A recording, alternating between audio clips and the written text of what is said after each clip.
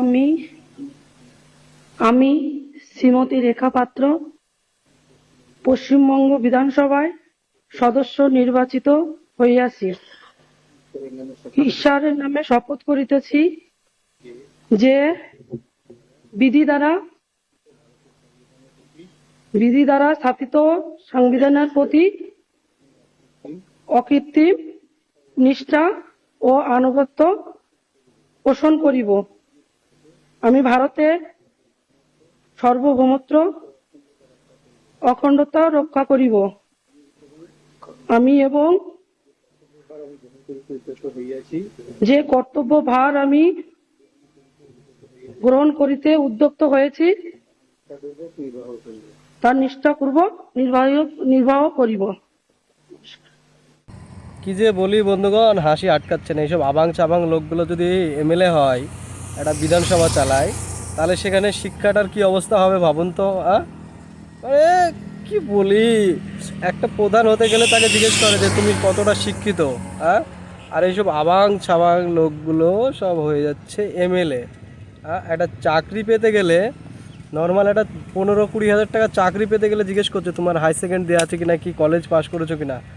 আর এর সব মানে কি বলি, এ একটা এমএলএ যার 1.5 লাখ টাকার উপরে স্যালারি হবে, তার শিক্ষাগত এত বাজে যেতে আসে, বাংলা পড়ে শিক্ষা মানে যে শপথটা নিতে হবে সেটাও পারছে না। কি অবস্থা ভাই! তাহলে দেশের কি করে উন্নতি হবে, দেশের কি করে ভালো হবে আপনি বলুন। এইসব লোক যদি টিকিট পায়, আমি এর একটা ভিডিও দেখেছিলাম এই ভদ্রমহিলার, যে আমার একটা ভোট যদি ও কাটে ওর চামড়া গুটিয়ে নেব। কেনে ভোট কি ওর বাবার? ভোট কি ও রেজিস্ট্রি করে রেখেছে? অশিক্ষিত অভদ্র মহিলা। এইসব মানুষকে চান্স কে দেয়, টিকিট কে দেয়, আমি এটা ভাবি। এইসব মানুষকে টিকিট দিবা আর উন্নতির, শিক্ষার, চাকরির আশা করবা? তাই কি হয়?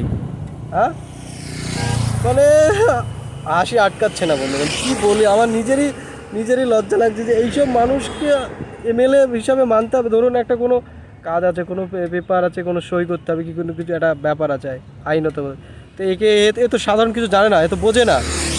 তাহলে কি হবে? এর পিএ যদি যেটা বোঝাবে সেটা বুঝে যাবে, তাহলে কি করে হবে? তাহলে এইসব আবাং ছাবাং লোকগুলো সব এমএলএ হয়ে যাচ্ছে, আর আমরা সাধারণ একটা ডেলিভারি, ইনস্টামার্টে ডেলিভারি করতে যাচ্ছি। পড়াশোনা জানো তো, ইংলিশ পড়া জানো তো? যাতে 20-25 হাজার টাকা কষ্ট করে রোদে গরম এইভাবে কাজ করতে যাচ্ছি, তাও আমাদেরকে ইংলিশ পড়তে জানতে হবে, তবেই আমরা পারবো, না হলে পারবো না। আর এইসব কি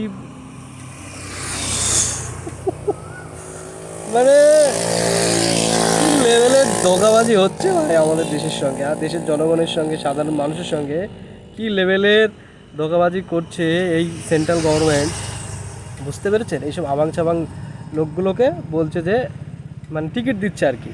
তাহলে কি করে হবে? সাধারণ মানুষের কি কোনো উপকার হবে? এরা কি কোনো উপকার করতে পারবে? এরা তো ধর্মের নামে রাজনীতি করে এসছে রাজনীতিতে। কি জানে নিজস্ব কী করেছে ও? তো ধর্মের নামে রাজনীতি করে জিতেছে ও। শুধরে যাও মানুষজন, সব আপনাকে বলছি, শুধরে যান।